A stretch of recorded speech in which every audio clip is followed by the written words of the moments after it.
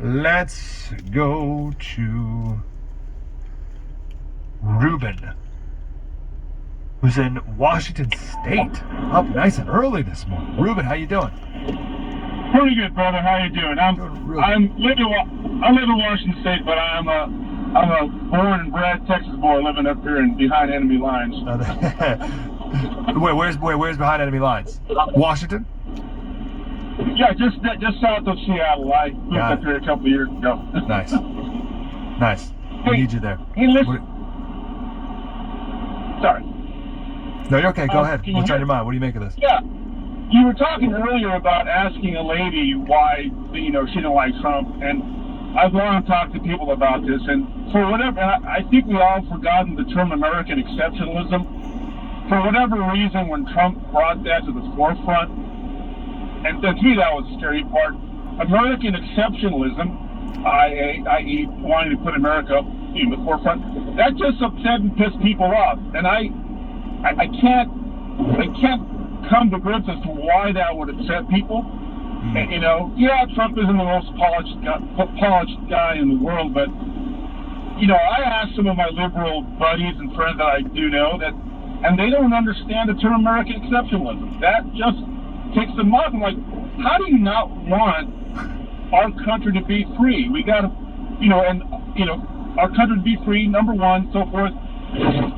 They just can't grasp that, and that just triggers them. And I know, like I said, Trump isn't the most polished guy, but why is it that's something that we should all think about? Americans don't want America to be number one anymore, and that's all Trump ever wanted. And that, that is troublesome, because, I'm in my early 50s, and I was a kid. My brother and I played war and soldiers, and we were always fighting the enemy, and, I'll let you fill in that blank, but, that's gone, and that pisses people off. But anyway, that's really all I wanted to bring up. You're so right. Ruben, you're so right. Ruben, I'm so grateful you said that. Okay, Ruben, well done. Thank you, sir. I want to talk much more about this on Monday, but let me give you a quick thing. Trump says, make America great again. And we say, yeah, obviously. A lot of the country says, I don't want America to be great. They genuinely don't want to be exceptional. It's the ethos of Barack Obama when he was in Greece and was asked about American exceptionalism, and he said, well, I'm sure the Greeks believe in Greek exceptionalism, and right? It's like, no, you don't understand. America's the greatest country in the world. They don't get it. And not only do they not get it, they don't want it to be so. And there's a couple different reasons for it, and that's what I want to talk about on Monday, if you'll let me, Ruben, to go into more detail. They don't believe in America first. It's not, and it's so obvious to you that that's good.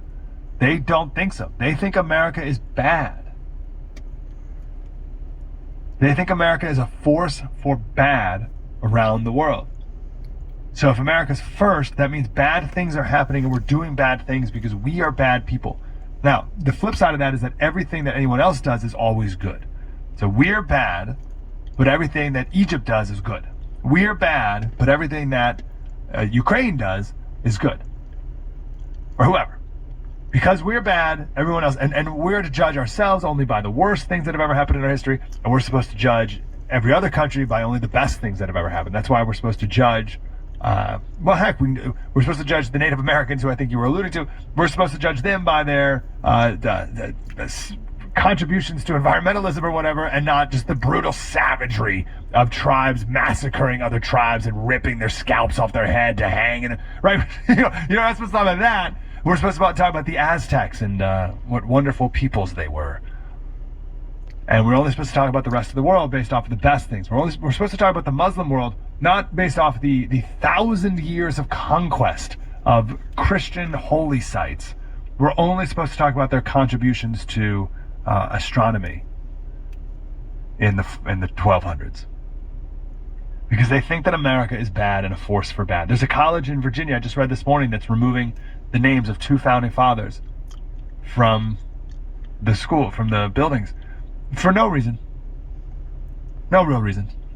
One of them had slaves, but he advocated and fought to get rid of slaves, and the other guy just was in the Revolutionary Army. Or just a revolutionary, like, founding father guy.